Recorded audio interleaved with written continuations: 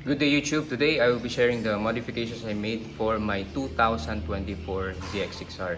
First yung stickers po. So if you look at the body of the bike, natanggal na po yung green na stickers.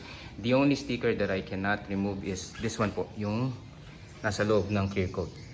Pero the rest, if you look at the fairings, natanggal na po yung green. And it's purely black except for this sticker right here na kulay gray, which I think, it matches yung tank niya.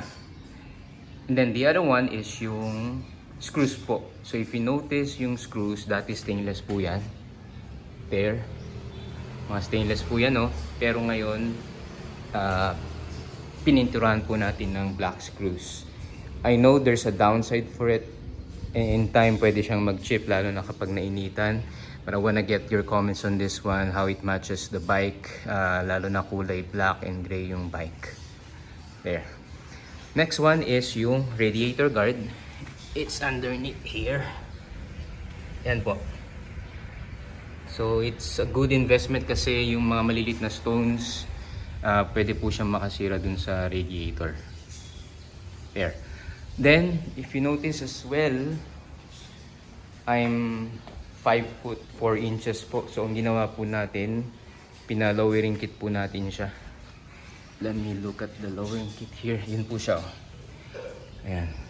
Sisilip po natin dito. Ayan. There. So, keeps me safe. Lalo na po, naabot ko na po yung ground because of this lowering kit. And because of the lowering kit, I also need to make some modifications dito sa shock niya. So, yung stock po nito, maliit lang po yung space dun sa base. Pero ngayon, kailangan i-adjust din, i-lower down din to match yung adjustment na ginawa sa lowering kit. So, malaki na po yung space niya dito. It also aligns with what I did sa stand niya.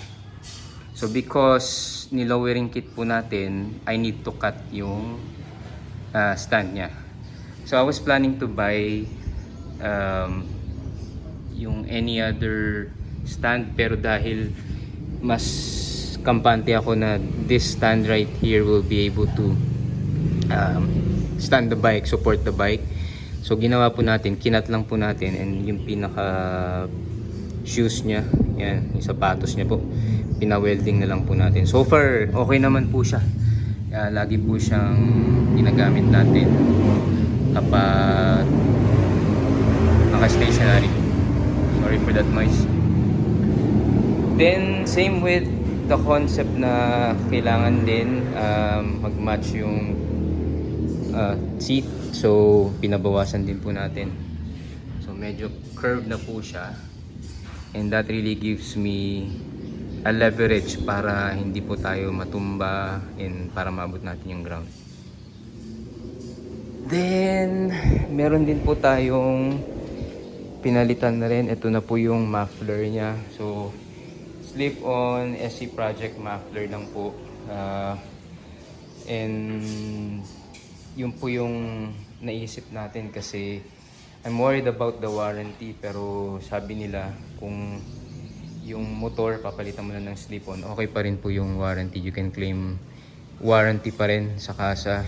If in any case, merong troubles or technical issues that happen prior the 3-year warranty. Alright, so I hope I can get some comments from you guys kung ano pa yung pwede nating i-modify sa bike, or if the modifications I made on this one doesn't make sense, or meron pa tayong improvement na dapat gawin. So we appreciate your feedback po. Now let's go ahead and check the bike. Start po natin siya. Ito.